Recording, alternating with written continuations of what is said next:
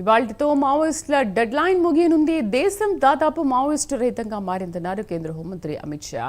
మావోయిస్టుల కేంద్ర కమిటీని నిర్మూలించామన్నారు. కరడు కట్టిన నక్సలిజం ఖతం చేశామన్నారు. తెలంగాణ ఘటనలు ప్రత్యేకంగా ప్రస్తావించారు అమిత్ షా. జస్టిస్ సుదర్శన్ రెడ్డి తీర్పుపై ఆగ్రహం వ్యక్తం చేశారు. చర్చలతోనే సమస్యల పరిష్కారమని వెల్లడించారు. ఆయుధాలు చేపట్టే యోచన తగదని హెచ్చరించారు.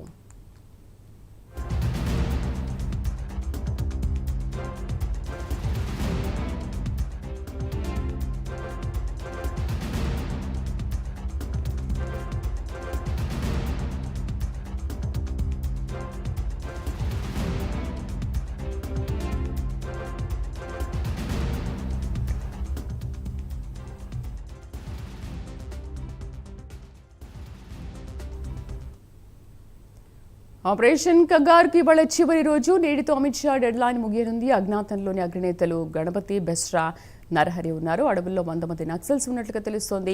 ఈ 100 మంది మావోయిస్టుల వేటకి 10,000 మంది బలగాలు రంగంలోకి దిగాయి. 100 మంది పట్టుబడితే ఆపరేషన్ కగార్ సంపూర్ణమైనట్టే. ఇప్పటి వరకు 225 ఎన్కౌంటర్లు చేశాయి కేంద్ర బలగాలు. సుమారు 490 మంది మావోయిస్టులు మృతి చెందగా 2,550 మంది మావోయిస్టులు సరెండర్ అయ్యారు. ఇప్పటి వరకు 1,813 మంది మావోయిస్టులు అరెస్ట్ అయ్యారు. ఇంకా పూర్తి సమాచారాన్ని నేషనల్ బ్యూరో చీఫ్ కళ అందిస్తారు. కళ, కేంద్ర హోంమంత్రి అమిత్ షా లాస్ట్ డే చెప్పినట్టుగా మార్చి 31, 2026 కల్లా అసలు మావోయిస్టులు లేకుండా చేస్తాము అన్నమాట ఇవాళ నిజమైంది అనుకోవచ్చా? లేకపోతే ఇంకా ఈ ఆపరేషన్ ఇంకొక 2-3 రోజులు ఏమైనా కొనసాగే అవకాశం ఏమైనా కనిపిస్తుంది? ఎందుకంటే ఇంకో 100 మంది పట్టుబట్టాలి అని మాట్లాడుతున్నారు కదా.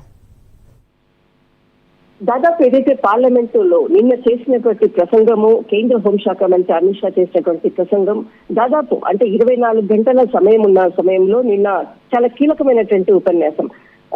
దాదాపు మనకు 2010లో అప్పటి ప్రధాని మన్మోహన్ సింగ్ ఏదైతే చేసినటువంటి కీలక వ్యాఖ్యలు, భారతదేశ అభివృద్ధికి అడ్డంకిగా ఏదైతే మావోయిస్టులు ఉన్నారు అన్నటువంటిది చేసినటువంటి కీలకమైనటువంటి అంశాన్ని అనుకోవచ్చు. దాదాపు 2024లో బస్తర్లో ఏదైతే దంతెవాడలో జరిగినటువంటి 76 మంది ఆర్మీకి సంబంధించినటువంటి సైనికులు మరణించిన తర్వాత ఆ రోజు చాలా కీలకంగా కేంద్ర హోంశాఖ మంత్రి అమిత్ షా ఆ కీలక సమావేశంలో మార్చి 31, 2026 కల్లా ఇక్కడ నక్సలిజాన్ని అంతమొందిస్తామన్నటువంటి ఏదైతే ఆపరేషన్ ఖగార్ ని చేపట్టిన తర్వాత ఇప్పటి వరకు కూడా దశాబ్దంలో 10,000కు పైగా కూడా సైనికులు అంటే మావోయిస్టులంతా కూడా మావోయిస్టులకు అనుకోవచ్చు 10,000 మంది పైగా లొంగిపోయినటువంటిది, 10,000 మంది మావోయిస్టులు లొంగిపోయినటువంటిది. ఇప్పటి వరకు కూడా కీలకంగా 2 సంవత్సరాల్లో 1,000 మంది అంటే దాదాపు 2,000కు పైగా కూడా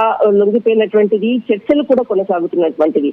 దాదాపు మనకు కరెక్ట్ గా ఈ సమయం నుంచి ఇంకొక 8 గంటల సమయం ఉంది. ఆ సమయం లోపల 100 మంది మావోయిస్టులు ఇంకా అంటే అగ్రనాయకులు, ఒక కమాండింగ్ మావోయిస్టులు చీఫ్ కమాండింగ్ గా ఉన్నటువంటి కీలకమైనటువంటి వ్యక్తులు ఇంకా లొంగిపోలేదు. వీరి కొరకు దాదాపు 5-6 రోజుల నుంచి కూడా కీలకంగా అటు ఛత్తీస్గఢ్ తర్వాత జార్ఖండ్ ఈ ప్రాంతంలో కోబ్రాకు సంబంధించినటువంటి పలు యూనిట్లను కూడా ఏర్పాటు చేసి వారి కొరకు గాలింపు చర్యలు ముమ్మరం చేశారు. ఇక్కడ మనకు చాలా కీలకంగా ఉండేటటువంటి వ్యక్తి దాదాపు ముప్పాల లక్ష్మణరావు అలియాస్ గణపతి అన్నటువంటిది. ఇతని 76 సంవత్సరాల వయసు. పలు మావోయిస్టులకు సంబంధించినటువంటి చీఫ్ గా వ్యవహరించినటువంటిది, చాలా కీలక భూమిక వహిస్తున్నటువంటిది. అంటే ఇప్పటి వరకు కూడా లొంగిపోలేదు. ఇతని కొరకు జార్ఖండ్ సింగ్ భూమ్ నరేంద్ర అన్నటువంటి అడవుల్లో పూర్తి గాలింపు. ఇతని కొరకు ఇక్కడ మనకు 5 కోబ్రా యూనిట్లను ఈయన కొరకే స్పెషల్ గా రిక్రూట్ చేసేసి గాలింపు చర్యలు చేపట్టారు. కానీ అందుతున్నటువంటి సమాచారం అనుకోవచ్చు ఏదైతే ఇతడి అక్కడి నుంచి నేపాల్ తలదాచుకున్నాడు అంటూ కూడా కొంత పోలీసులకు ఉన్నటువంటి సమాచారము. అక్కడి నుంచి చర్చలు జరుపుతున్నారు. కేవలం ఒక 8 గంటల సమయం ఉన్నందున అక్కడి నుంచి తెలంగాణ పోలీసులతో ఇక్కడ పూర్తిగా సమాచారాన్ని అంటే లొంగిపోయే విధంగా కూడా చర్చలు జరుపుతున్నారు అన్నది మాత్రం బిగ్ బ్రేకింగ్ అని చెప్పవచ్చు. అలియాస్ గణపతి చర్చలు జరుపుతున్నారు.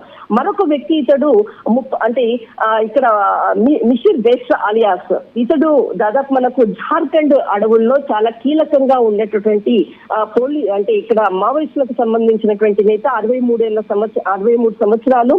ఇతడు కూడా అంటే పోలీసులకు లొంగిపోయే విధంగా కూడా నిన్నటి నుంచి కూడా చాలా కీలకమైనటువంటి చర్చలు జరుపుతున్నాయి అన్నటువంటిది మాత్రం పూర్తిగా అందుతున్నటువంటి పోలీసుల నుంచి సమాచారము. అయితే వీళ్ళిద్దరూ లొంగిపోతే పూర్తిగా మార్చి 31 ఏదైతే ఆపరేషన్ ఖగార్ అనుకోవచ్చు, మావోయిస్టులను అంటే నిర్మూలించినటువంటిది ఏదైతే కేంద్రం ఇచ్చినటువంటి ప్రతిపాదన టార్గెట్ అనుకోవచ్చు, అదంతా కూడా వీళ్ళు లొంగిపోతే అది పూర్తవుతుంది. ఒకవేళ వీళ్ళు ఏదైతే చర్చలు జరుపుతున్నటువంటి తరుణంలో వీళ్ళకి ఏదైతే కీలకంగా అటు తెలంగాణ పోలీసులు అనుకోవచ్చు, ఇటు కేంద్ర బలగాలతో జరుపుతున్నటువంటి చర్చల్లో మాత్రము ఖచ్చితంగా వీళ్ళు లొంగిపోయే విధంగానే చర్చ జరుగుతుంది. కానీ ఒకవేళ ఇన్ కేసు దీనికన్నా ముందుగా ఇంకా మరికొంత కాలాన్ని పొడిగించేటటువంటి అవకాశం ఉందా అని అంటే అది ఖచ్చితంగా వీళ్ళ సమావేశాల అనంతరం ఒక కీలక ప్రకటన కూడా వెల్లడించేటటువంటి అవకాశం ఉంది. కానీ చర్చలు ఫలప్రదం అవ్వచ్చు అన్నటువంటిది ఇటు పోలీసుల నుంచి అటు అంతర్గతంగా అందుతున్నటువంటి సమాచారం. అంటే ఇప్పుడు కేంద్రం నుంచి వస్తున్న ఇన్ఫర్మేషన్ ఏంటి? ఇప్పుడు ఈ ఉన్న సమయంలోనే ఈ 100 మందిని హ్యాండ్ ఓవర్ చేసుకున్న తర్వాత దీన్ని నక్సల్స్ రహిత సమాజంగా గుర్తించే అవకాశం ఉంటుందా? ఖచ్చితంగా ఏదైతే ఇప్పుడు కీలకమైనటువంటి కమాండింగ్ పర్సన్స్ అటు లక్ష్మణ్ రావు అనుకోవచ్చు, తర్వాత ఇటు భాస్కర్ అంటే ఇతడు అలియాస్ భాస్కర్ అనేటువంటి వ్యక్తులు, తర్వాత నరహరి అనేటువంటి కీలకంగా చాలా సీనియర్ మావోయిస్టులు పేరు పొందినటువంటి వాళ్ళు, వీళ్ళు మాత్రము అందరూ చాలా మంది ఇప్పటికే కూడా లొంగిపోయినటువంటి వాళ్ళు. మరికొంతమంది లొంగిపోవడానికి వారికి షరతులు అనుకోవచ్చు. దీనికి అనుగుణంగానే దాదాపు 4-5 రోజుల నుంచి కేంద్ర బలగాలతోటి సమావేశాలు అంటే సంప్రదింపులు కూడా జరుపుతున్నారు.